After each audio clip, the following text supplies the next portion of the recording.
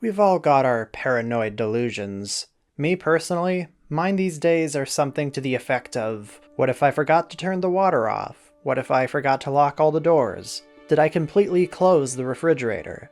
What if I was walking through the woods during day for night and there was a mummy and he bit me? Yeah, that'd be pretty friggin' spooky, wouldn't it? But all of these metaphorical and literal creatures pale, nay, shudder, when the scariest monster of them all is mentioned. Horror movie DVD box sets. It's that time of the year once again, boys and ghouls. I'm gonna torture myself once again with another one of these crummy movie packs released by Mill Creek to look for some potential gems. Now last year I looked at two movie packs. I looked at a pack of classic horror movies in the summer, and a pack of overwhelmingly bad science fiction films for Halloween. Last spring I looked at an oddly specific pack of mad scientist films. So the theme for this Halloween is creatures. Features with creatures, more commonly known as monster movies. Be it big or small, mythological or contemporary, this set's got it all. I have even less opportunities to find a good movie now because out of the 50 here, I've already covered 26 over the combined 3 previous sets, leaving me with 24 to look at. I don't have as much ground to cover in this series, but 24 films is still a lot. I ordered the films in a way that avoids repetition, so I'm going to try to make it so that you don't see 2 werewolf movies in one video. As for content warnings, once again, these are older films. You should know what you're getting into. They're very much products of their time. Some of these are also exploitation films, so some of the plot elements here can get pretty racy. Let's cut the preamble short. It's time to get spooked. Hey, look at this guy! This film is labeled as Monster on the DVD menu, but the actual title is Monstroid. Or is it actually Monster? No friggin' idea, it's both. Right off the bat, the film hits you with a "this is based on a true story" blurb. Monster, a true story of a legend that becomes an unholy horror. Yep, this is all real. This actually happened. So anyways, the film takes place in a small town in Colombia, where a cement plant's operations are being threatened by a giant monster.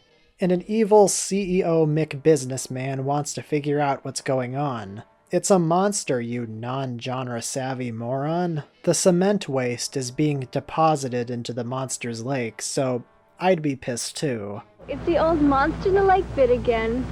Grrr! B-movie man John Carradine plays a priest in this one. This was pretty late into his career, so he's visibly worn down by bad movies at this point. He has planted an emissary among us. There's this whole subplot with him where the disappearance of people is blamed on a woman who's labeled as a witch. I saw it! It's true! It's true! It's true! It doesn't have a whole lot to do with the main plot about baiting out the monster. The other characters aren't exactly winning any points for being compelling either. They're all the usual archetypes. There's the reporter lady who's exposing a pollution problem in the town. There's this guy the cast keeps talking about named Sanchez who's going around warning people about the monster while committing acts of terrorism on the cement plant. And then there's this evil CEO the film keeps cutting back to, and he's swearing up a storm. Why the hell didn't you kick a f***ing ass out of Chimayo? That's the only real indication this wasn't something made in the 60s. There's no way dialogue like this would be uttered in the squeaky clean monster films this is a supposed send-up to. It's funny, but it's also so inexplicable. I want her ass out of there today. The movie does the usual monster movie thing where it doesn't show a lot of the creature right away, instead relying on POVs and quick close-ups of the monster in shadow. But what we do see of it at first isn't impressive, and it only gets worse when we see it in daylight. In fact, it's quite funny. Yeah, the crappy monster is the real highlight of the film. It's a likably bad prop that looks like a cross between an Eastern dragon and a walrus. It's hard to believe this movie came out in the 80s. a decade known for its incredible creature animatronics. I don't believe it. With the stock music, a very typical premise, the corny blurb at the start, and the presence of John Carradine, I get the sense that Monstroid was intended to be a send-up of classic monster movies. I mean, you don't make a movie like this in 1980 without it being a little intentional, right? Well, no. The film plays itself pretty straight. I think we have a genuine case of the room not being properly read here. The performances from everyone except that swearing guy are pretty lukewarm. The pacing up until the last 10 minutes especially suffers from a lot of town politics and trite melodrama.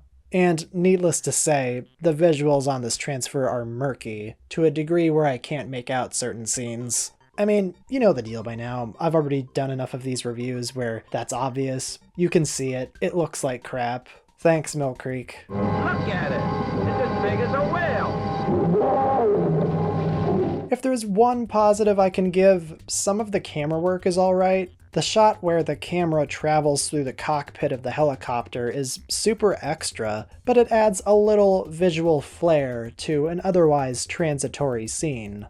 And again, that crappy monster is just wonderful. You see plenty of it in the final act, and it's worth the wait. Monstroid has its moments, but maybe it's a bit too dull for most viewers. I mean, the movie's title is simply Monster. Says a lot about how bland it is. Very skippable, but also watchable if you're in the mood for some cheap laughs in the last 10 minutes.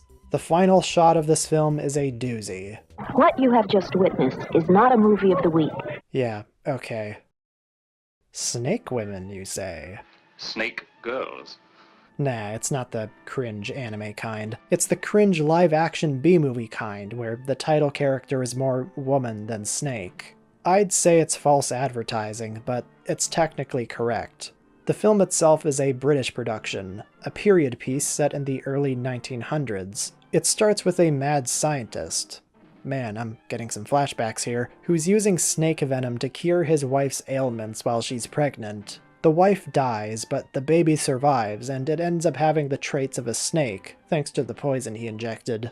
You're all lost. You're cursed. You're doomed. I love the acting and some of the dialogue in this. It's theatrical and aggressively British. What will it do to my unborn child? So that's it. So after the extended prologue sequence, we see the snake baby years later as a fully grown woman.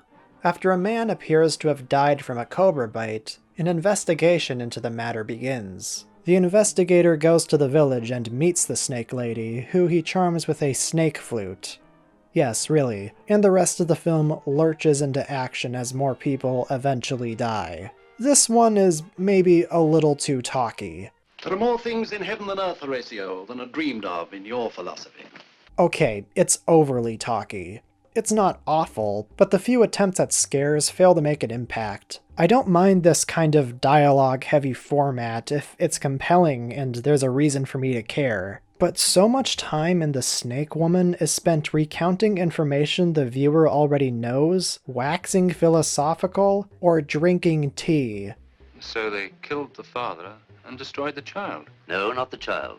It takes roughly half an hour for the actual story of a snake woman going around biting dudes to take off. The most exciting thing that happens in this film is when the investigator finds the snake woman's molted skin. It's like, wow, a special effect that infers a sort of snake-like transformation or attribute. You know, that's freaky. Then the movie goes back to being underwhelming. And for a movie that explains itself at every turn, I still don't know what's going on in that ending. The old lady tells the investigator to shoot the snake woman 3 times. He shoots a snake and then she fades into nothing? Did she turn into the snake? Why did she molt if she can also turn into a tiny snake at will without having to molt? Was that the implication from the guy looking away for a second and the snake being there where the lady was? Did she actually turn into the snake, or was that just weird filmmaking? And then his boss burns the recounting of the story, which means the whole film amounted to nothing.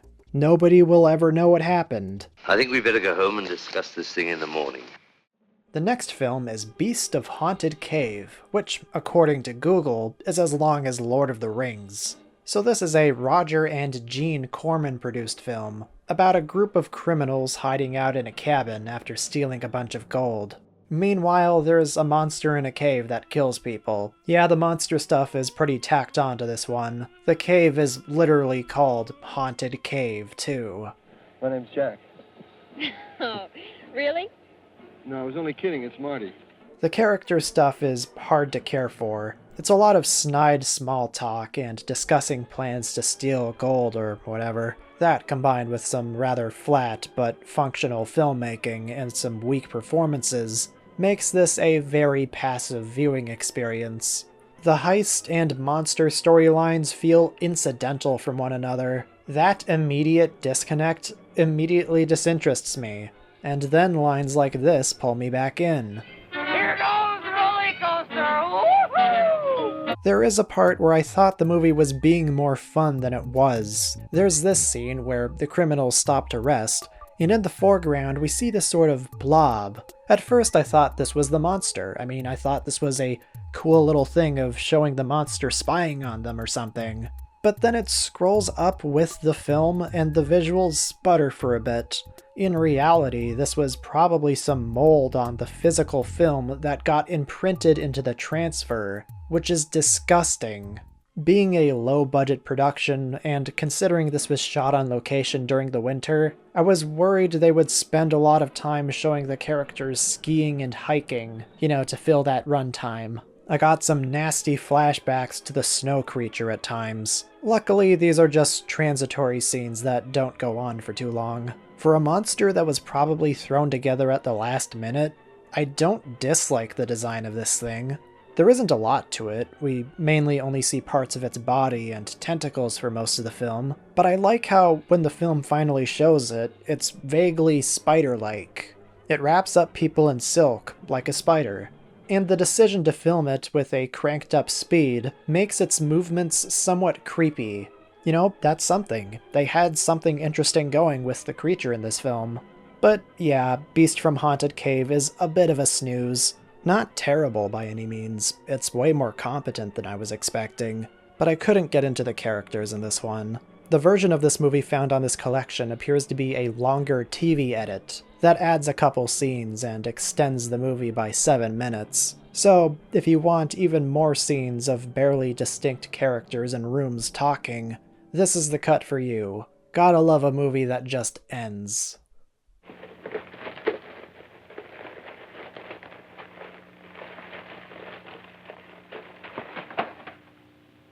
Grave of the Vampire, the first vampire movie I get to cover here. After a woman is exploitation movied by a vampire, maybe this wasn't a very good first pick, the woman becomes pregnant. While she thinks it's her now-late boyfriend's at first, yeah, he got impaled on a gravestone, it turns out to be the child of the vampire. Rather abruptly, the film skips ahead years later, where the now fully grown Spawn tries to track down his vampire dad and kill him.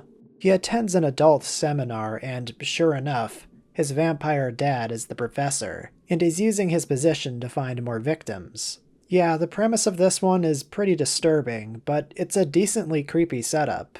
But Lola Blossom's gonna do a dance! And we got all the freshmen dressed up like dogs so they can crawl on their knees and bark at her! What the fuck? Anyways, thankfully they know better than to linger on the scene in the beginning, and they do know how to set the mood aside from that. The film opens on this extended shot on a coffin. Fog is rolling in. The raspy breathing coming from inside the coffin gets louder. It's an effectively creepy first impression. Heck, I think a lot of the film before the time skip is alright. The premise is creepy, and some of the filmmaking is pretty classical. After that time skip, they introduce a lot more characters to keep track of and spend a lot of time on the exposition. It's not bad, it just could have been better. The grown-up vampire baby, an adult if you will, isn't a very compelling character. He's kind of half vampire, but he's resisting his temptations. He's like Alucard from Castlevania, if he couldn't backdash and didn't like spaghetti. Can I fix you some spaghetti? No, thank you. Yeah, this movie has some pretty weird dialogue. Oh, I don't feel like stuffing myself with any damn spaghetti. A part of me wishes it was more about the mother raising the vampire baby and the conflicts arise from the trials and tribulations of that. But nah, she dies half an hour in. The vampire dad appears to have psychic visions when his son is having sex. If the relationship with his mother wasn't so demonetizable, he would have been a really weird father. There's a scene at the end of the movie where the son morbs out and finally gets his vampire teeth, and you can see the white plastic jaws on the dollar store teeth when he opens his mouth. It's pretty funny. It's woman time! Huh! But yeah, Grave of the Vampire is actually pretty watchable. The dialogue can be strange. You make a groovy medium, Professor. And the movie it could have been is more interesting than the movie it is, but it's got some creepy visuals. The more deliberate pacing does work in its favor, and I was engaged through most of it, regardless of its shortcomings. That final scene when the son brawls with his vampire dad is a lot of fun too. It's the best movie so far. Check it out if you're curious. Any movie that ends like this is a winner in my book.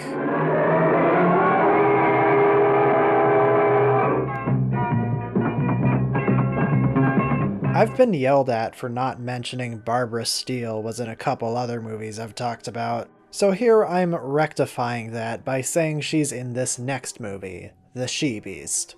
Well, she's barely in it, but, she's in it. The advertising for this one claims this she-beast is deadlier than Dracula, wilder than the werewolf, and more frightening than Frankenstein. You mean the doctor or the monster? Gotta love vintage advertising. It's not too far off base either. I mean, I wouldn't say she's deadlier than him since she seems to be apprehended in every other scene, but Dracula actually existed in the film's universe. Do you know the Draculas by any chance?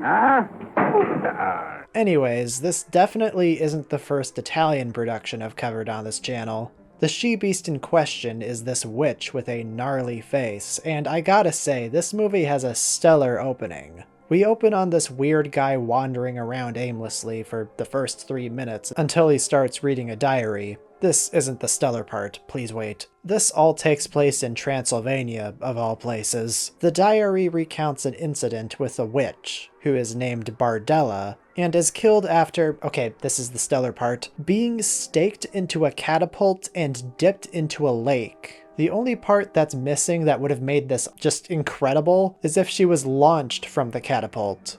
The guy reading this is somehow unfazed, and this guy in question is actually a count. Count Van Helsing, to be exact. And after a man's wife is possessed by the witch, it's up to him and her husband to try and exorcise her. Well, it takes a while to get to that. The witch possessing her is supposed to be the inciting incident, but it takes 28 minutes to get to that. Until then, it's a lot of goofing around and dealing with a real creep of an innkeeper. I don't know. It really takes a while for the she-beast to really do anything. Van Helsing brings her back to life 43 minutes in, and so far the innkeeper has proven to be a more vile person. His name is even Groper. He does eventually get his comeuppance, thankfully. After everything this guy's done, the witch almost seems heroic. Fans of Barbara Steele don't take too kindly to this one because she's barely in it, but the rest of the film is reasonably entertaining, if not slow. The she-beast herself takes a while to show up and she kills maybe only a handful of people. She's apprehended way too easily. Dracula was definitely deadlier than her. There's also some weird comedy in this one. Towards the end of the film, there's a car chase sequence that feels somewhat out of place. The cops are being utter buffoons, and it feels like a Three Stooges bit. The soundtrack during this sequence actually goes boing. You know, like a cartoon. Shortcomings of the pacing and tone aside, like seriously, this barely has a 3-act structure. I also enjoyed this one. The characters are distinct, Van Helsing especially being an eccentric performance. The she-beast is pathetic in a funny way, and the script can be enjoyable. Privacy breeds conspiracy. It's wonky, but if this seems like something you'd like, give it a look. I'll take what I can get. This was way more enjoyable than the first 3 movies. The next film is titled Voodoo Black Exorcist.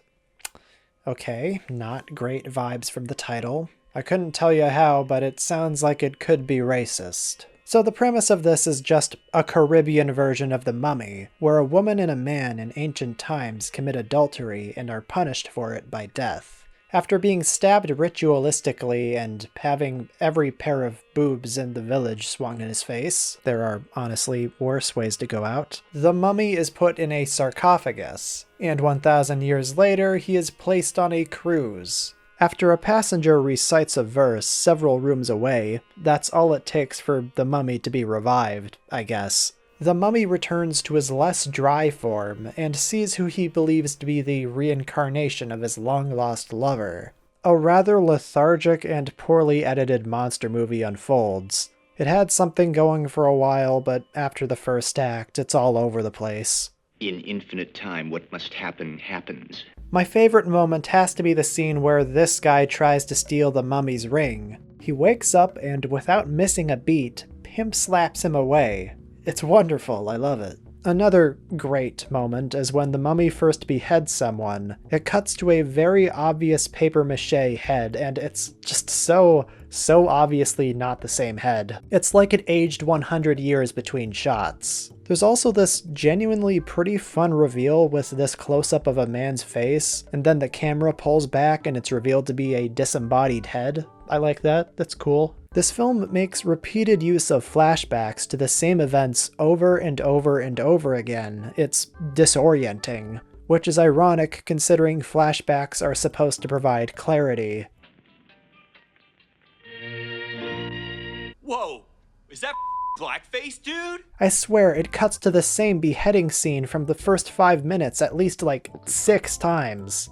The makeup on the mummy is pretty lousy too, and his motivation makes less and less sense as the movie trudges along. At first I thought he was going after the reincarnated versions of the people who murdered him, but then it seems like he just goes after whoever is around. He also just seems to transform back to mummy mode at random. Your normal state lasts long? Variable.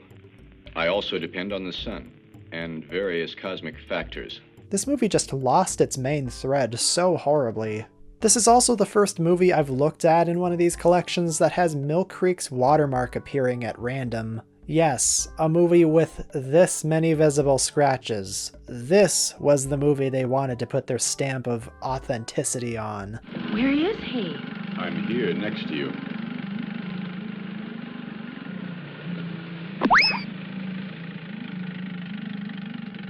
I'm sorry, but I don't have a lot to say about this one. It's a low-rent, occasionally flashy, but very dull remake of Universal's The Mummy that lacks as much coherency. The pacing is all over the place with the extended, typical B-movie song and dance sequences, and the truncated dialogue scenes plagued by bizarre jump cuts and, conversely, needlessly long moments that add nothing. It's entirely possible the version of this movie on the box set is a hack job. It's 5 minutes shorter than other versions of the movie I found, so I really hope that's the case and the editing of the original cut isn't this egregiously bad. With that in mind, it's not completely fair to judge that aspect since it's clearly been butchered, but the material here doesn't compel me to sit down and watch it again. There wasn't even an Exorcist in this movie.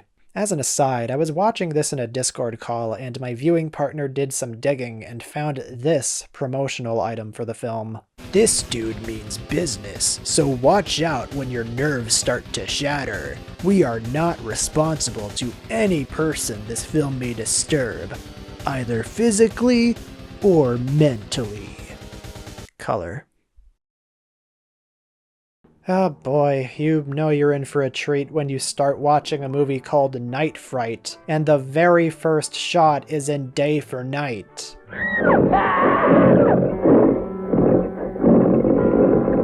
After a space rocket crashes completely off-screen, a monster presumably emerges from it and goes around killing people, and it's up to a sheriff played by John Agar to point his gun at it.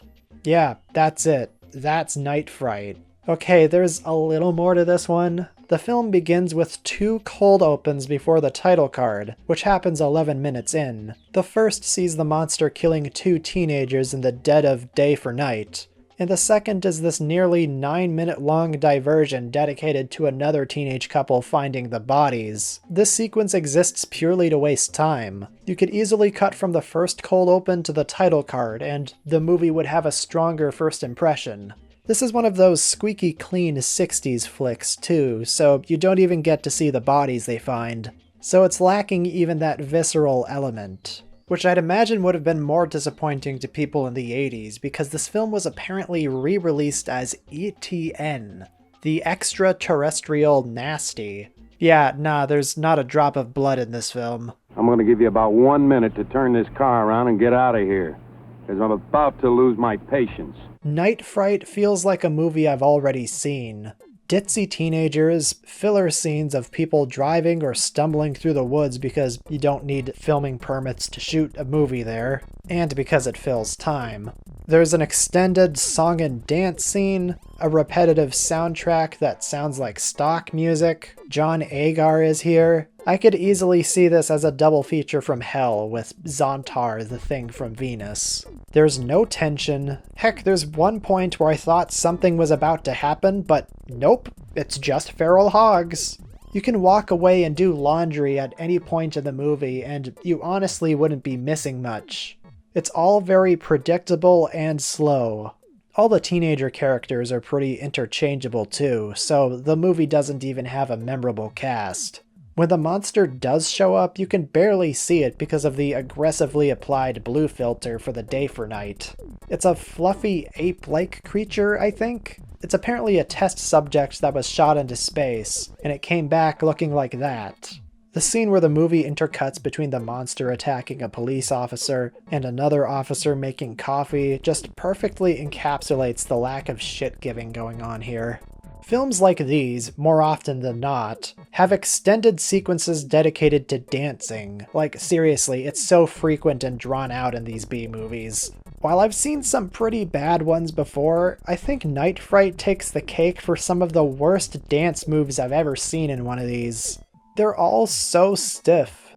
Worst, or maybe best to some people, but they keep cutting to this lady's butt. What's so special about it that we need to keep seeing it? And it's not even that big. I want her ass out of there today. There's a scene towards the end of the movie where the characters just sit around and wait for the monster to come to them. The repetitive soundtrack and almost real-time wait with no time dilation makes this shit insufferable.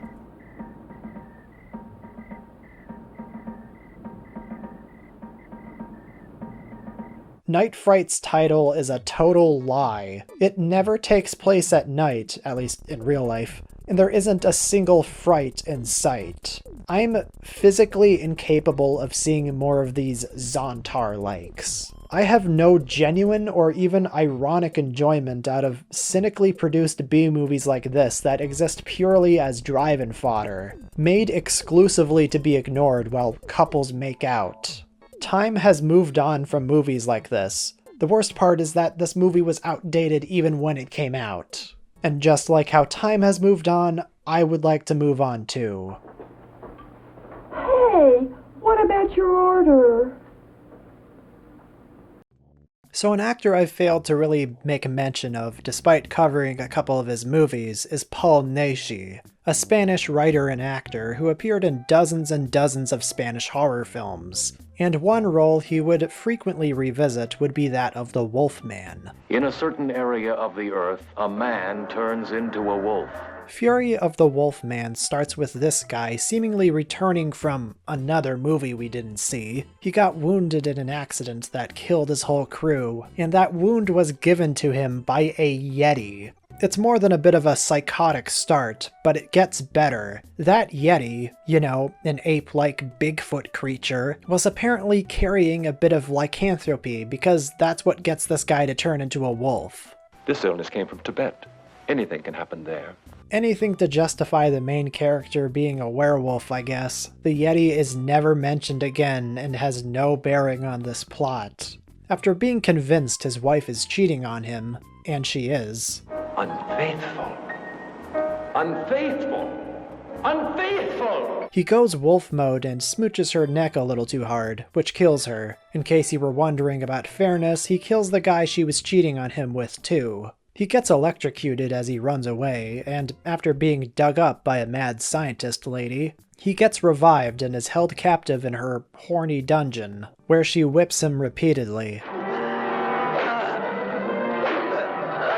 The mad scientist is trying to create a bunch of plant-based servants as well, or something like that. This is all very strange. Can you explain it? There's nothing to explain, really. There are many disparate elements here, from the mad scientist to the werewolf to the masked cultist to the plant people to the weird sex horror. The dubbing is also just the right level of incongruous with the visuals to be charming. No, I don't want to go on listening to this. This can't be scientific. This can't be scientific. I don't want to... Science wasn't exactly my best grade, but what I could pick up on is utter nonsense. I don't know. Any science whizzes in the audience? You want to try to decipher what she's saying here? It's possible to create a human Zebor by using waves of a determined frequency on the brain. Unfortunately, the story is a little lumbering. We're told of the mad scientist's plan, and there's a little bit of plot early on, but it's mainly just a collection of scenes, and sometimes the Wolfman appears. There's one part where him and a disillusioned servant try to leave the mad scientist's castle, and that becomes the thrust of the plot for a bit. And in case you're wondering, the title doesn't lie. That Wolfman sure do be furious, at irregular intervals. There's apparently a cut of this movie with more nudity, and with how thin the plot of this is, I'm not surprised. It almost has the vibe of an adult film with all the naughty bits removed. It's certainly clumsy and definitely not a good movie, but I enjoyed parts of it, I guess. Put it on if you're in the mood for something trashy. I would be remiss to not mention there's a werewolf lady in this movie too, for all you freaks out there.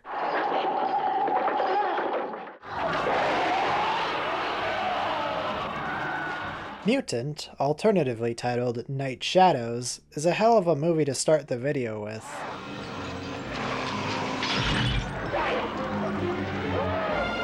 It's about a zombie vampire outbreak in a small town, and it follows this guy, a real asshole named Josh. He's traveling out to the country with his brother to let him take some steam off, and I gotta say, the introduction of these two isn't on the best terms. Josh's idea of getting his brother to lighten up is to nearly get into an oncoming collision. He seems so weirdly unfazed and uncompromising.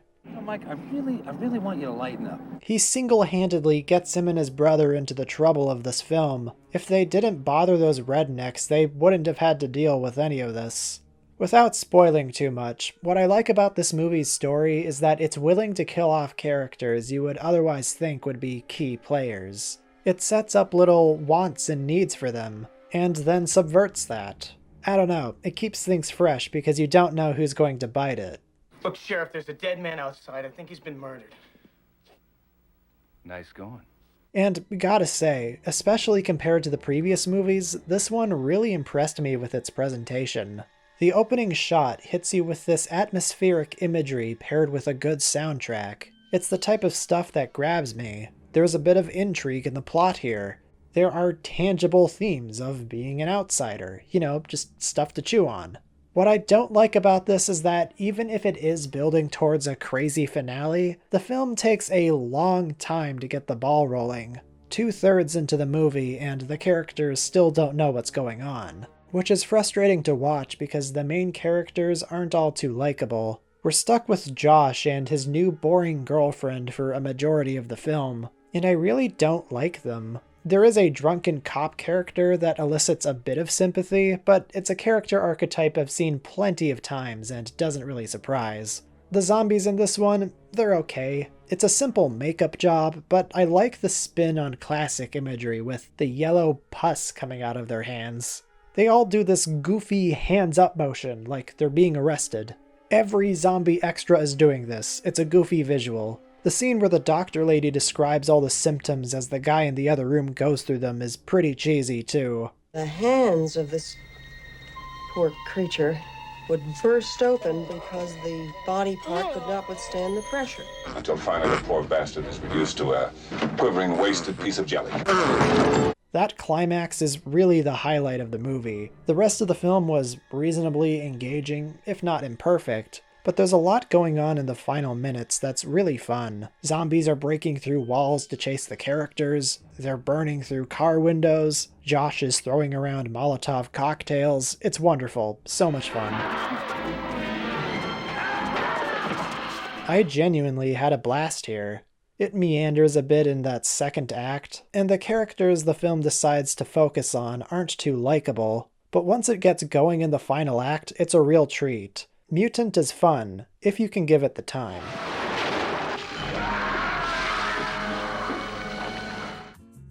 Prey, not to be confused with the 2006 video game of the same name, which isn't to be confused with the 2017 reboot in name only, which isn't to be confused with the 2022 Predator movie, is a British science fiction horror film from 1977. Please name your movie something else. Where are you going? For a pee, do you mind? The film focuses on Jessica and Joe, a lesbian couple living on private property, who encounter a strange man hanging around the area. The relationship between the women is a bit strained at this point. Joe is unhealthily possessive of Jessica and seems to not be too fond of men. In this case, she may have an actual reason, because this guy is a ravenous, shape-shifting alien. Now, this film starts out fairly normal, but things take a turn for the absurd when the alien starts living with the two women. Like the movie itself has gone a little insane from its passive presence. There's a scene where a fox kills their chickens, and Joe swears bloody vengeance on the thing and goes as far as using a triple-barreled shotgun to hunt it. The alien wants to keep his cover and wants to stay on good terms with them, so he kills it like this.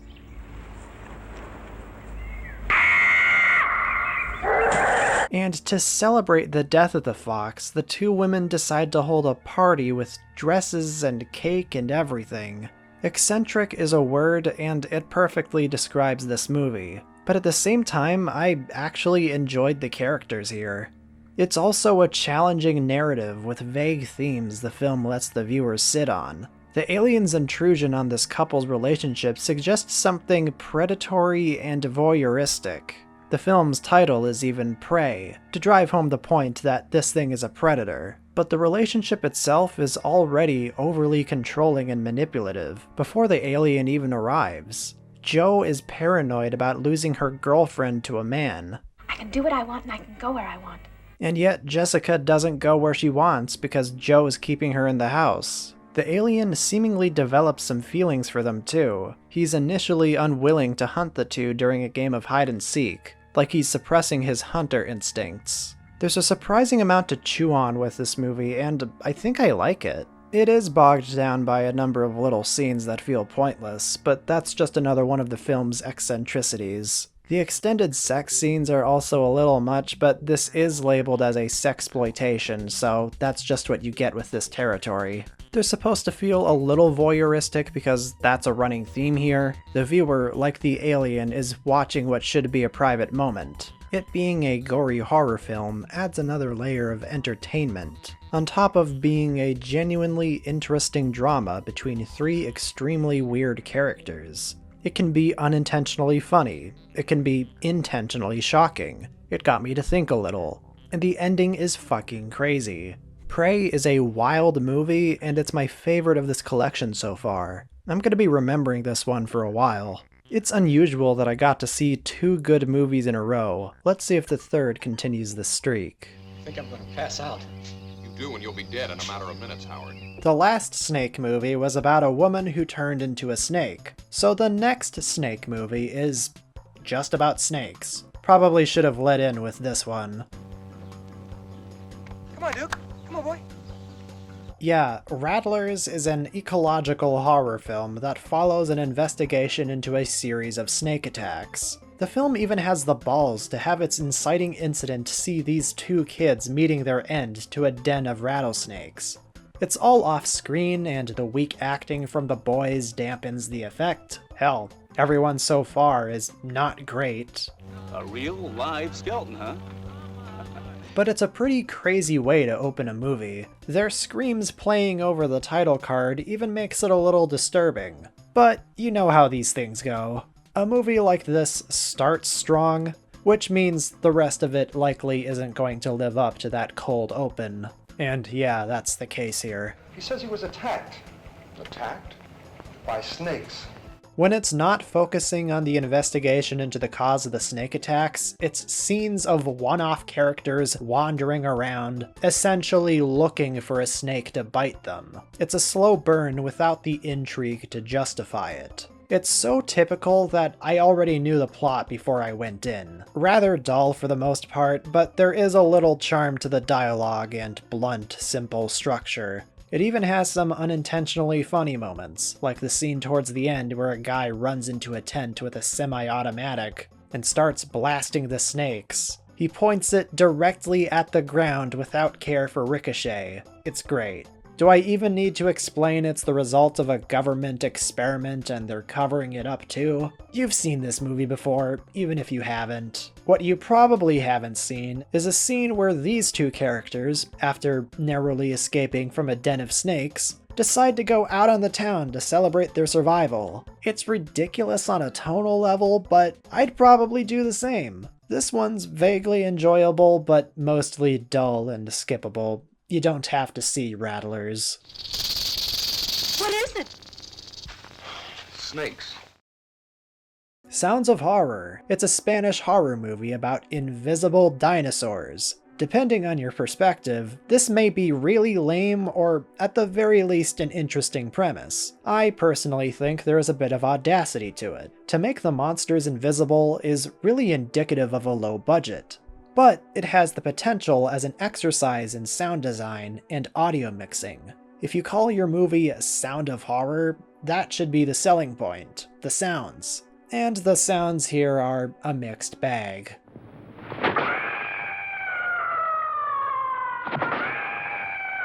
So the film proper follows these casually dressed cave explorers whose violent explosions unearth a dinosaur egg. Several of them, I guess.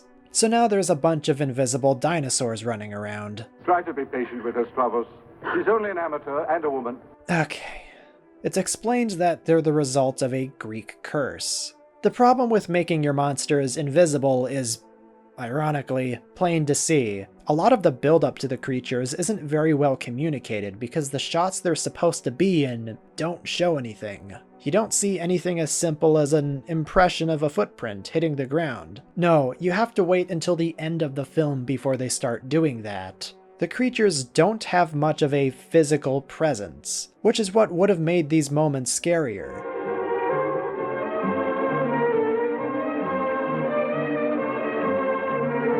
That said, there are moments in this movie that kinda work. They know when to drop out the soundtrack to let the isolated monster noises fill in the gaps you don't see. The first attack scene where this guy is mauled by invisible monsters is pretty visceral for 1966. The three-dimensional space the monsters occupy is kinda vague. At first I thought this movie was about ghosts, especially with the wailing, but no, it's dinosaurs. It's not like we don't catch glimpses of them, but it's a little less than I'd want to see. Sound of Horror has some running themes like fear of nuclear Armageddon for some reason, but it's mostly just boring. I wasn't really enthralled by it, though I will admit it had some decent horror sequences for something that couldn't even afford monsters.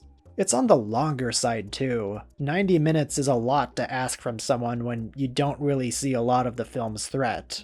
There are definitely better ways to do movies about invisible killers, and this had neither the budget nor energy to pull it off. Oh, very gay. With a title like The Vampire's Night Orgy, you'd expect something a little more perverse. That's what I expected at least. But nah, While there are some perverse elements, and a tame sex scene does eventually happen, this is a fairly pedestrian 70s horror movie about a group of people getting off a bus to stay the night at a rural village, only to be systematically attacked by vampires. In fact, the town is populated entirely by them. Thank God an orgy doesn't break out at any point. The film opens with one of the worst burial services I've ever seen. These morons drop the coffin. Come on guys, what the hell? I'm not gonna pretend I was really into this one. It's a lot of ill-fitting music and predictable developments. With the ghastly moans of the soundtrack filling in the moments of silence, this is certainly more of a vibe movie. Sometimes the soundtrack sounds like this, so it doesn't always work. If you don't jive with the vibe, this will likely not be a good time. It's plenty watchable. I do see value in something like this. Maybe with a better transfer, obviously. Call it a cop-out, but I wasn't really compelled to write much about this one. I want to move on to a movie I actually have something to say about. My throat is accustomed to lukewarm things, like a glass of good cognac. Okay, next lot. Horror of the Zombies, aka The Ghost Galleon, is actually a part of a series of films called the Blind Dead series. The inciting incident of this one is strange, and goes on for what feels like an eternity. It starts with these two women voiced by the same person. It's like being on another planet or something. A sensation I've never felt before. Oh, what's that? Participating in a bizarre publicity stunt where they stay adrift at sea, with no camera crew or anything. Hard to call it a publicity stunt when no one's around to see it. They cross paths with a creepy, fog-infested boat, and sure enough, this is the titular Ghost Galleon. The first 20 minutes feel erratic and confused. It partially follows one of the model's roommates trying to find out what happened to her, and escaping from the people forcing her roommate to participate. It's heavily implied she's a lesbian, yet the film goes out of the way to show her being strangled by a guy working for the model agency, and it ends with a scene where she's... well, it's a 70s horror movie. I think you can see where this goes. I thought this movie was about ghost skeletons. So far we've just learned that the people running the model agency are creepier than the monsters. It's never brought up again either. That happens to her and she dies later? That's just mean-spirited. I have no more time to entertain your fantasies. Yeah, the moment-to-moment storytelling of this one is very weak. You could cut out the first 25 minutes and not miss anything of note. But the set design of the titular galleon and overall atmosphere is quite thick. Several scenes are dedicated to characters wandering listlessly, so the filmmakers made plenty use of their location.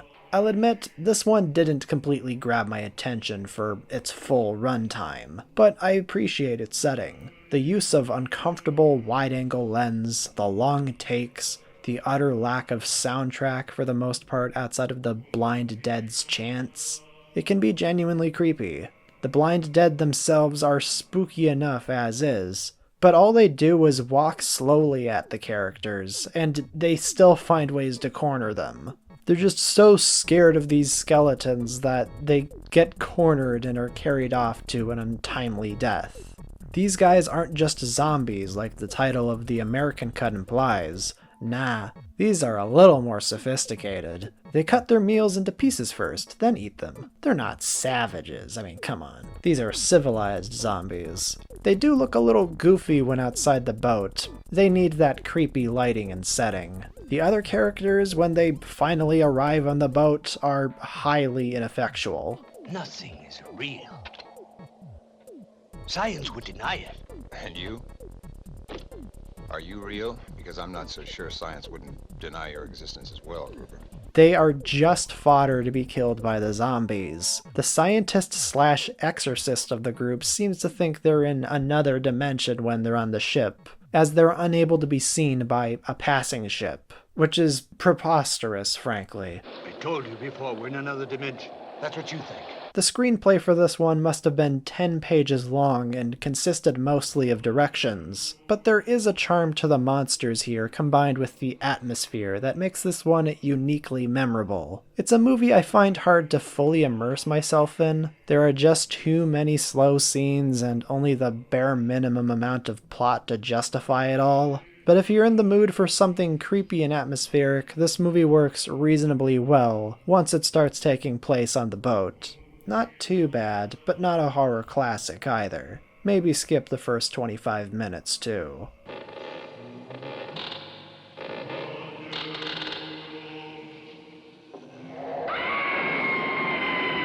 Werewolf Woman. Now this is a movie that's gonna demonetize the video. Kinda hard to talk about it, but I think it's worth looking at more than something like Invasion of the Bee-Girls, which I largely skipped over in the final upload of that mad scientist part. So I'll risk it.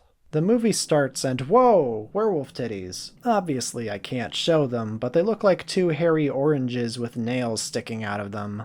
Yeah, the movie starts swinging with a dream sequence where a werewolf lady attacks a villager and gets burned at the stake. This comes from the mind of a woman with lycanthropy. She's been struggling with this lycanthropy for years as a result of being, assaulted in the past, and she finds pleasure in violent acts. It's not so much a werewolf movie as it is a movie about a crazy woman who thinks she's a werewolf. It's more psychological. Like A Vampire's Kiss if it was played more straight and had more boobs in it. While it is trying to be sexy at points, there is an overt theme of sexual trauma and what it does to a person. It's more sad than titillating. For certain scenes at least. For others, there's a disconnect between the content of the film and what the soundtrack and mood are trying to imply. This film has some intentionally uncomfortable sequences, where the idea that the werewolf lady is surrounded by a system that simply restrains her instead of helping her. You know, that idea is trying to be communicated. But one scene in particular sees her being licked up and down by a crazy roommate, and rather than realize she's being assaulted and, reflect that, the movie sounds like something out of a bad porno. So the intent here is decidedly sensual instead of concerning, which I don't think was the right one. One scene where the intent of the film and the content actually lines up is the one where the werewolf lady looks longingly at a happily married couple, having consensual buggering in the other room. She wants what they have, but her traumatic experiences prevent her from being normal. Instead of having someone who loves her for her, she hallucinates being, loved by a lizard. It's freaky stuff. This happens more than once in the movie, but with different people, so the ultimate effect of that is repetition. Like, I get it, she's got problems. The werewolf lady goes on a killing spree, and one of the more comedic deaths sees her repeatedly banging another lady's head into her steering wheel, which somehow causes her to bleed all over. Who comes up with this stuff? Despite having some things to say, I still wasn't totally into this one. And I mean that as a movie and also the freaky stuff it showed. I know what I'm about, this ain't it. It's certainly saying something about how trauma can stunt people's sexual maturity, but like I said earlier, it's hazy in its message because it also wants to be titillating. It's also just kind of boring. I wasn't really a fan of its pacing. It stops to be a police procedural, and by then I was checked out. They're just repeating information at this point. This did not need to be 98 minutes. Nowhere near as bad as other movies in this collection. I was somewhat engaged up to a point, but it fumbles its message pretty badly and just comes off as mean-spirited. When it's not being ridiculous, at least.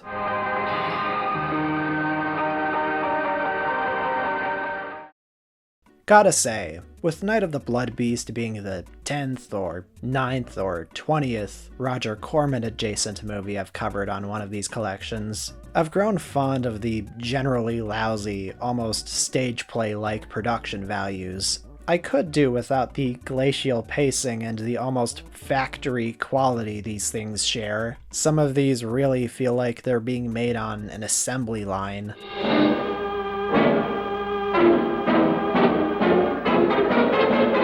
But they all have the same music, and it's nice knowing that's always going to be there. This isn't a Corman-directed film, but it's got his and his brother's stamp of uniformity that I really can't hate. What's missing is the sort of tongue-in-cheek that his directed films usually have. That's not present here. Anyways, this movie's about a male astronaut who gets impregnated by a space parrot. Now I am able to speak by assimilation, a form of photosynthesis. Okay, there's a little more to it than that. He's initially thought to be dead after crash landing on Earth, and as tests are performed, his monster lover is going around attacking people at the facility he was brought to. They get marooned there because the blood beast seems to be generating a magnetic force field that disables vehicles and watches. Oh my god, he's white. You just realized? Yeah, I'll be honest, I watched this one with friends. Believe it or not, there is blood in this movie, and it's shot pretty tastefully. How could that be? The entire hull is made of magneridium alloy. Of all the voices the alien got stuck with, it's so funny that it ended up sounding like Elmer Fudd. He will live on to become a greater being in future generations to come. Don't kill me! With the allusions to body horror and the alien having parasitic traits, this movie has traces of the novella Who Goes There, or The Thing from Another World. Even the reveal of it is like that scene from The Thing where the creature bursts through the door. They even set it on fire. And gotta say, that is actually a genuinely fun reveal. That's why not. It's like an ancient jump scare. Steve.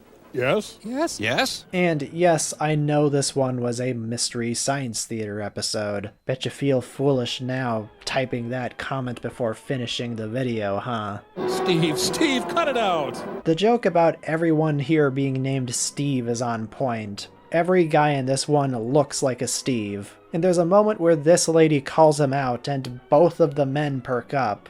Who's Steve? Steve 1, you go that way. Steve 2, come with me. Night of the Blood Beast isn't horrendous, it's got flashes of ambition, and the concept is delightfully weird for the time period. But it's a little dull, and only worth a couple laughs. The end in a barely readable font. Alright, Yeah. do we get it? Welcome to the final part of 2023's Halloween special. The squirrels outside have started eating away at the jack-o'-lantern that's in the intro. Let's just get this over with. Oh boy, up next is Beast of the Yellow Night. I'm a human being. Just like you are. Shut up. A Filipino/American co-production. It's from the 70s, which means it has a lot more beige walls and a greater sense that a movie like this is too late to the party. It feels like a throwback to monster movies from the 50s, though it feels comparably more alive than one of those.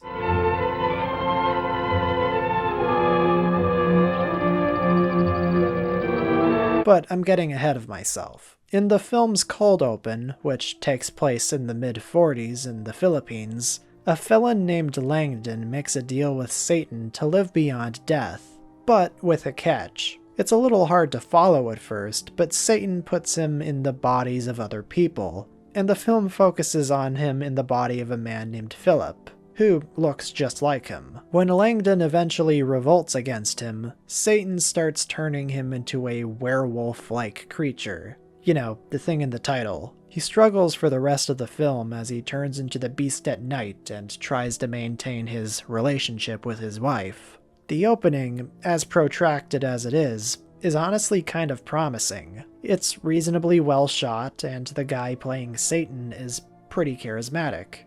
Come now, it's good meat. Probably better than anything you ever tasted.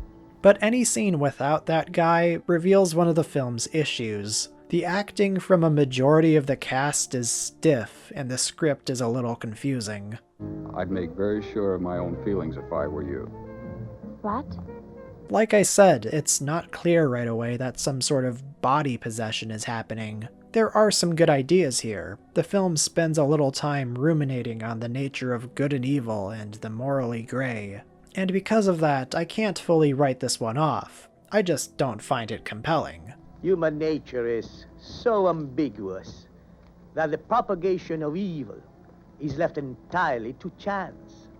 The story and ideas ultimately feed into what feels like a typical man-turned-monster movie, without the likably tragic character needed for it to be an interesting movie.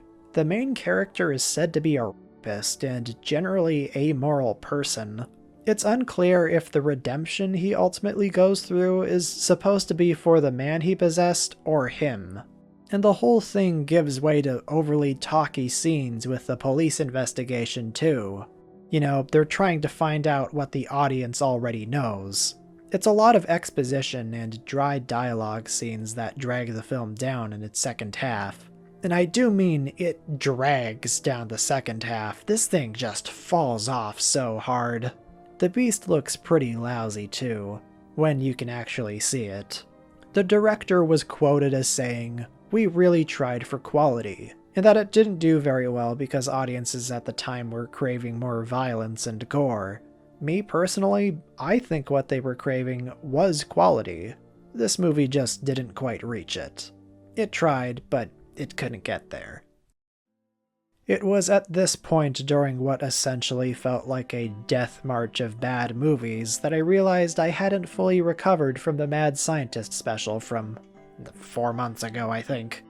Committing myself to watching at least one movie per day was exhausting, especially knowing that the next one could be an abjectly miserable time.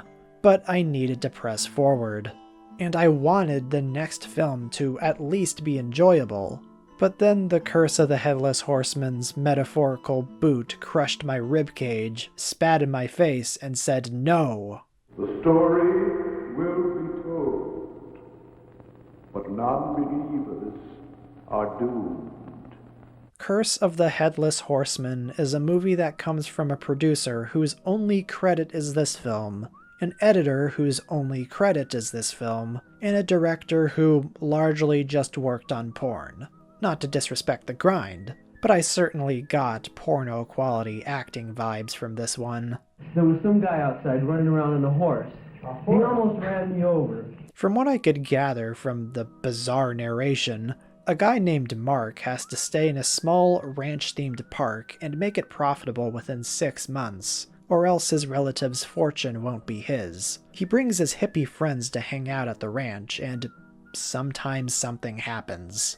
There's a creepy caretaker who tells the story of the Headless Horseman, and then the horseman starts showing up. This movie sucks, so I don't really feel bad about spoiling it, but the creepy caretaker is a red herring, and it turns out Mark is the Headless Horseman. And he apparently found gold in the same area of the ranch and wants to get rich off of it, unrelated to the whole making the park profitable thing. The plan doesn't make a lot of sense. He folds almost immediately when he's questioned about it. Now wait a minute. It sounds like you're trying to accuse me. Should we? No! Like I said, the narration in this one is just bizarre. In just a few minutes, or is it an eternity? Brenda and Mark will decide if they now might marry. This one's got the works. Bad acting, bad editing, less than stellar production values, muffled audio. It's impressive that they made a movie, but the movie they made was barely watchable. And if you think this is a wholesome little movie made by a bunch of goofs for a laugh, think again. There's a rape scene. It's not graphic, but they linger on it for a minute. God, why is that a running through line with this collection? I don't think they shouldn't be in movies at all, but if they're going to be implied or shown, they need to serve a purpose. In Curse of the Headless Horseman, it could be cut out entirely. It's pointless, needlessly mean-spirited, never mentioned again, and only succeeds in putting a dark cloud over the rest of the movie. And it's the victim who's ultimately punished for it because she gets killed by the horseman later in one of the film's more incompetently edited and shot scenes. It's unfortunately a running theme in this movie. Not rape scenes, thankfully, but scenes where you have to wonder what the point was. Why is this scene here? Why are we focusing on the unfunny and completely improvised hippie show?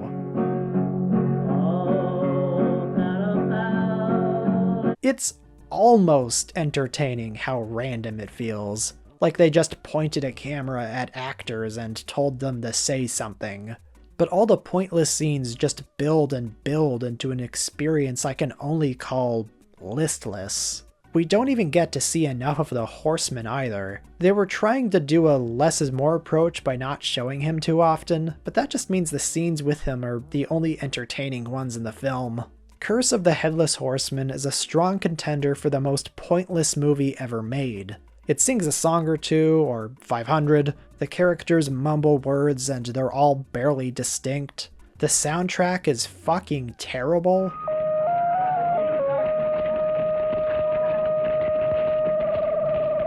They often cut a shot mid-sentence and the audio doesn't carry over. Hey, how would you like to go to town with me tomorrow?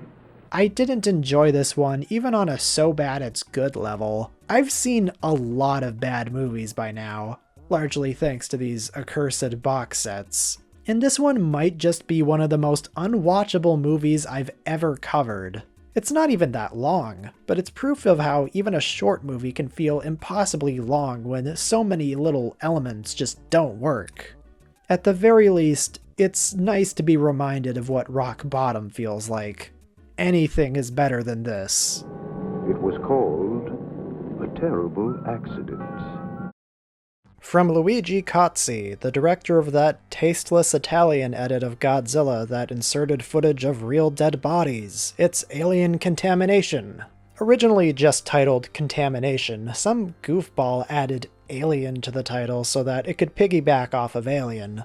In fact, it takes more than a couple plot and visual cues from Ridley Scott's film because it was made in its wake. The movie begins with the discovery of an empty ship full of bodies, seemingly exploded from the inside out. And that's because there is a Cyclops alien going around infecting people's bodies with goo. All it takes is the goo to come in contact with the skin for someone to explode. It's fun. It's easily the best aspect of the movie. Yep, it's another wacky Italian horror movie, but this one has the distinction of being one of the ones with music by Goblin. Nowhere near as good as their work they put into Dawn of the Dead or Suspiria, but it's enjoyable. The characters of this one aren't anything to write home about, and there's naturally with this territory a lot of talking. And also just bizarre decisions, like what are these hazmat suits? Why is everything in this government office in the shape of hexagons? Ah well, it adds to the enjoyable strangeness. All it takes for this disillusioned astronaut to agree to go with the scientist lady is to slap her. Like, at first he doesn't want to go to South America with her, then he slaps her and all of a sudden he wants to go along. What the hell happened in this conversation? Did an alien take over their brains? Yeah, that's the kind of weird bullshit stringing this plot together. This is the noise the alien eggs make, by the way.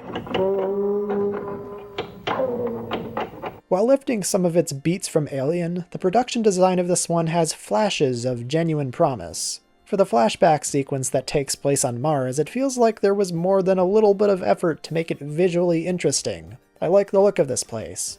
I didn't take a lot of notes for this one. I just kind of sat back and watched it passively.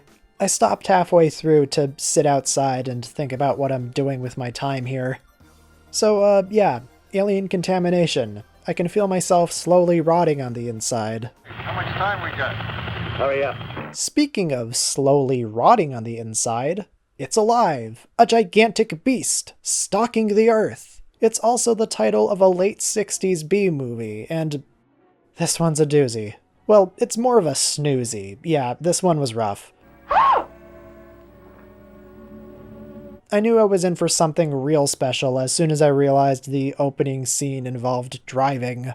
Real Manos vibes here, but at least It's Alive remembered to include the credits. So a married couple stops at a house in the middle of the woods, out of gas and bickering with each other. It turns out that the caretaker of the house is a person who's gone crazy. It's because his petting zoo is not getting as much attention after they built that darn highway. He also has a giant monster in the cave nearby. He attempts to feed the couple and a car repairman to it, and that's pretty much the movie. The three of them hang out in the cave, the husband dies, and then the climax eventually happens. You do see the monster before then, but it takes nearly 35 minutes to get to it, and after all of that build-up, all of that driving, all of that walking through the cave, all of that endless bickering with the husband, this is the payoff.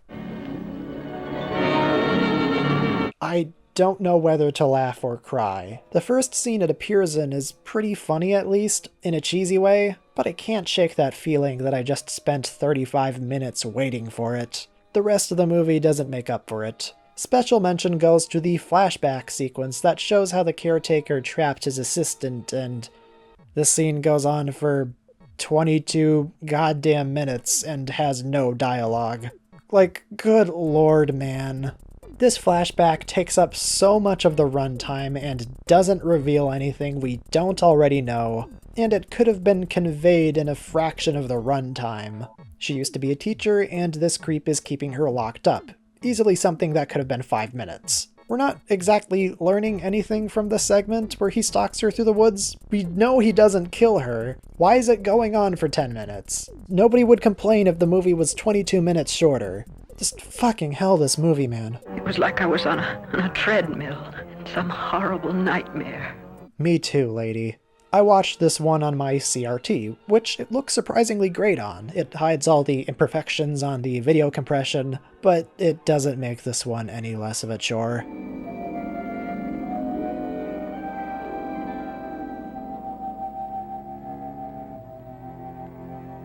I can at least say that this is not rock bottom. No, Curse of the Headless Horseman changed me. This at least has some performances with energy. Not any I'd call great, but it's mainly the stilted dialogue that holds them back. Mankind? What do I care about mankind?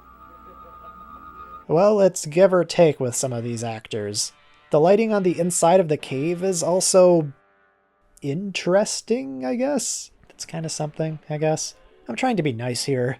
This movie kind of represents what I fear most from these box sets. A movie that doesn't offer much to really talk about outside of how dreadfully boring it is. It's not even so bad it's good. It's just bad. It's alive? More like it's barely in the fucking movie.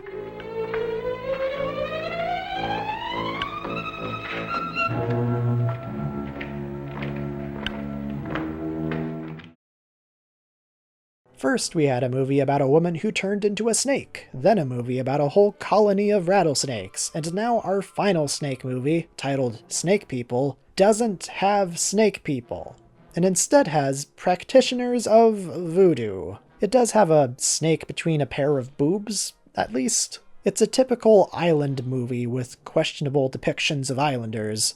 This is what I get for ordering these movies on the basis of their titles, thinking it would actually get crazier conceptually when it would actually get more insipid. Snake People, or Island of the Snake People, has the distinction of being one of Boris Karloff's final films, released posthumously 2 years after his death in 1971. More specifically, it's one of 4 movies he shot back-to-back in Mexico. That's kind of sobering to think about. This is the last new footage of the guy. It wants you to know he's in this one too. The title sequence plasters his face everywhere.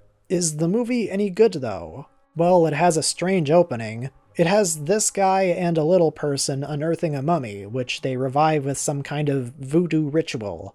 After the little person gropes him, I think, the guy starts making out with the mummy. Cue the title sequence. What the fuck? Sometimes even I get frightened by these people's eyes. Damn, dude, why'd you hesitate to call them people? Anyways, this movie's about an army, presumably French, trying to cull a population practicing voodoo on a remote island. The title sequence makes you think Karloff's gonna be a big deal in this one, at least I did at least. But nah, he's certainly a character in this, but he's not as prevalent as you'd think. He's near the end of his life. Do you really think he's gonna be in good enough health to be the main character? He apparently rested in a wheelchair between these shots, too. Poor guy. The Karloff scenes are noticeably different from the rest of the film, too.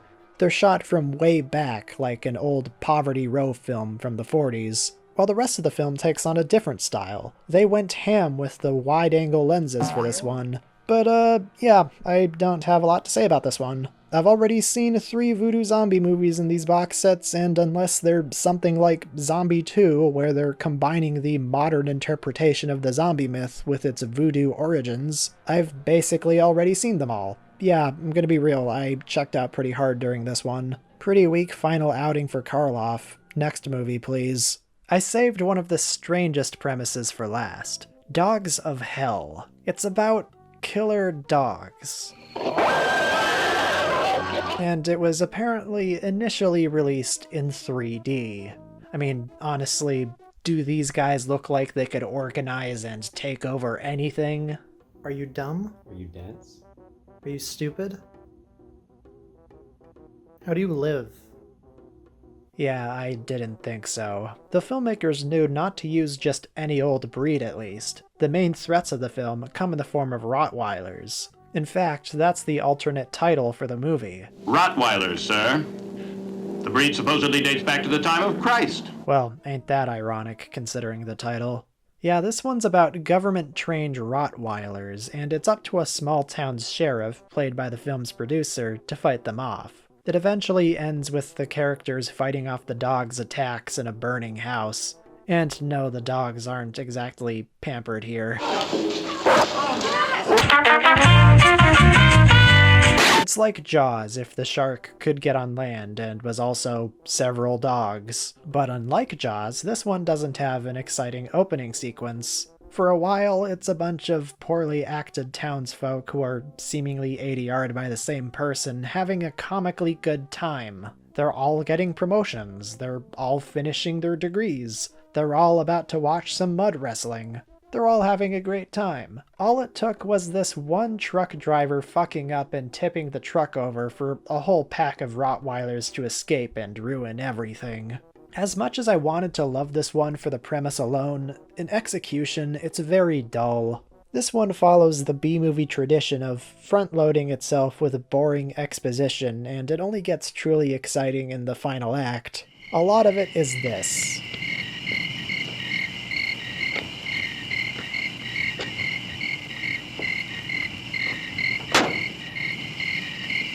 Not totally without merit, but the weak acting, ineffectual cast of characters, and sometimes laughable script couldn't do much to hold my attention. You're okay, Hank. For a cop. It is entertaining, and occasionally gruesome when the dogs attack. This definitely isn't a PG when it cuts back to the victims in the aftermath of the attacks. Some of the visuals are pretty cool. Furthering the Jaws comparison, we get a lot of cool POV shots from the dogs stalking their victims. The original widescreen aspect ratio does this one more favors than the pan and scan that's on the box set, that's for sure. Good job. Earl Dixon? IRL Dixon? I don't know. So there's this scene where the boat arrives on shore, only for its driver to be revealed to be dead from a slashed throat. The dogs aren't on the boat, so did they sneak up, kill him while he was driving, then hop out before it reached shore? These are government-trained dogs after all, so maybe. Hi, Editing Goblin Golden here. I went back to review the footage to figure out what exactly happened here, and I think I have more questions than answers. So in an earlier scene, this cop finds 2 bodies on the shoreline. He's already parked his boat. And then, one of the Rottweilers appears and oh my god, he's attacked. But only off screen, we don't see the attack. Several hours later, presumably, the same boat and the same cop are driving up to the shore, but it turns out he's actually dead. Did the Rottweiler attack him and he tried to get away on the boat, but he died halfway through the trip? If that's what's happening, then why is it several hours later? Did the Rottweilers start the boat for him and then send him off? The boat turns, so someone was driving that boat. What the fuck happened? There's also a scene where a dog causes a guy to back up into a generator. There's another one where a dog makes a guy drive off a cliff. It gets a little ridiculous in the last 15 minutes. It doesn't make the whole movie worth it, but it's entertaining in bursts. Again, gotta love a movie that just ends. Smile, you son of a bitch! Werewolves versus vampires. It's a classic horror matchup, but I personally haven't seen much of it in these older movies. One of the final movies I get to talk about does cover it though. It's The Werewolf versus the Vampire Woman. And it's not just any werewolf movie, it's a Paul Naschy werewolf movie. Would you believe there's no rape in this one? Finally, a break. So two women travel out to the country and stay a night or two at a castle of a recently revived werewolf. In the same general area lies the coffin of a vampire lady. Like a fucking idiot, one of them accidentally cuts herself over the corpse after removing the cross, and sure enough, in the very next scene, as the vampire's army of thralls increases, hell, one of the women gets seduced by her, the werewolf has to face off against them almost like a superhero, or I guess an anti-hero in this case, and it leads to a barely visible showdown with the vampire woman. As much as I was goofing on it, this one is surprisingly much better than I expected. It's got that gothic atmosphere you would expect from a good Universal movie. A fog rolls in on the set when the vampires are present. And this movie does have its problems. The werewolf has a sister who doesn't add a whole lot to the story, and the momentum the film has in its first hour screeches to a halt as the final battle with the vampire countess approaches. Like, it just stops and they do a lot of exposition. They bring back this character. It's kind of dull. At the same time, I'm actually impressed how watchable this one was compared to other movies in this collection. It actually delivers on the title. There is a fight between the werewolf and the vampire woman, in the style of Frankenstein meets the Wolfman. You can barely see it because this is one of the ugliest looking transfers on the box set, but hey, it happens.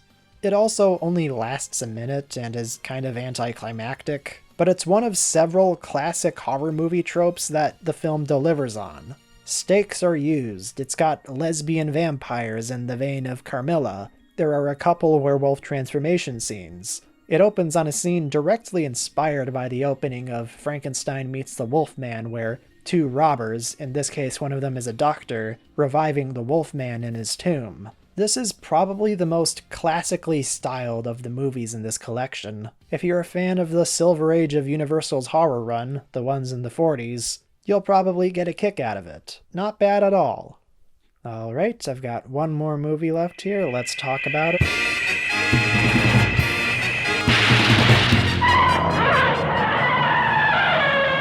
Wow, thanks, camera. I wasn't going to rip the disc though. I was actually going to use a rip that someone else posted online, but thanks for showing up anyways.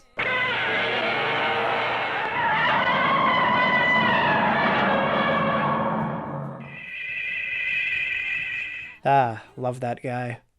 Yeah, kinda disappointing that Mill Creek didn't put any new Gamera movies in this collection.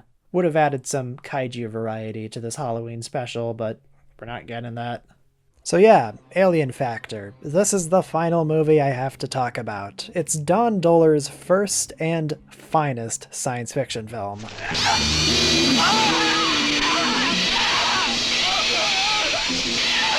And like I said in my review of Galaxy Invader, every movie he's made since Alien Factor has, in essence, been a remake. An alien crash lands in rural America, and a bunch of people in flannel clothing look for it with guns. This one is a little more interesting, at least. Which is ironic, considering it's the first version. In this one, an alien spacecraft containing a variety of alien specimens crashes and releases 3 of them. An armored bug creature, a sort of satyr creature who's impervious to bullets, and an invisible stop-motion reptile who drains people of their life energy. A character named Aunt Ruth curiously compares it to progeria, even though that's something that happens to kids. Late onset progeria. It's a rare late childhood disease, also known as adult disease. Also, yeah, I watched this one with friends. Can you really blame me?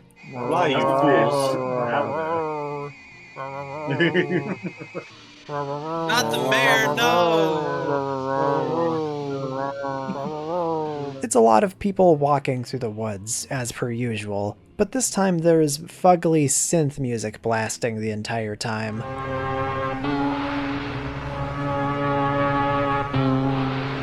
It makes instances like this one where two guys seemingly take half a day to go over a hill less painful.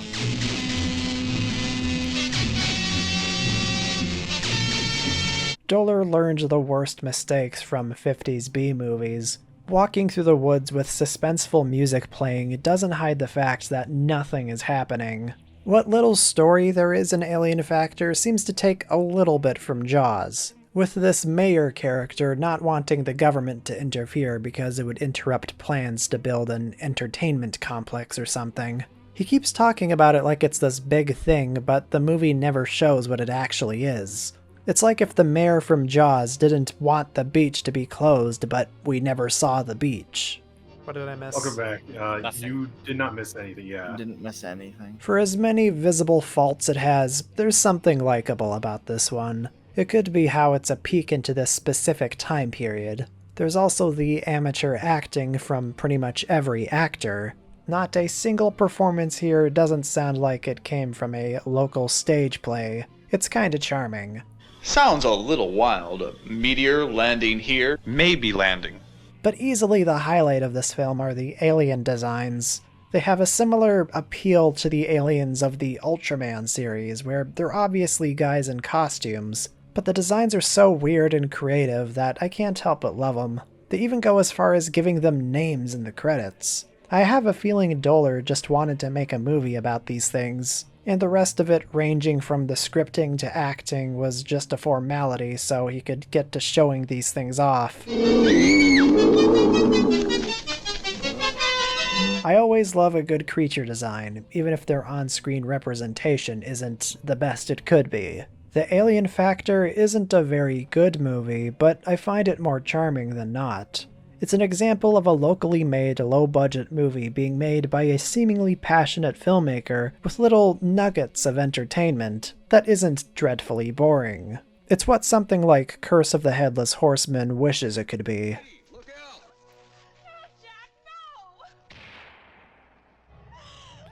Oh no. What a downer of an ending.